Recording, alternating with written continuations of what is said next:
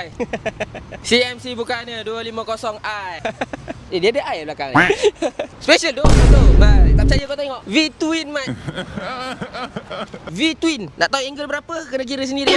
Ambil tu apa nama yang datang semi-D tu kan. Kau tengoklah sendiri. Exhaust pipe dia kau tengok. Macam laluan siput.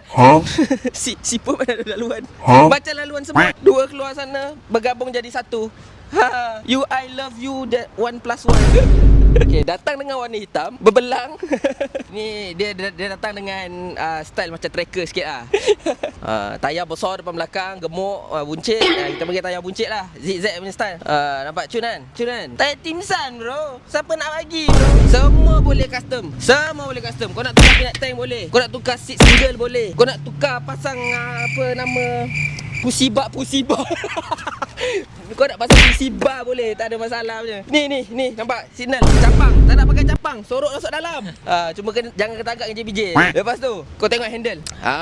Ini jauh punya import tau handle. Kau dulu ingat zaman 2004, 2005, famous BMX.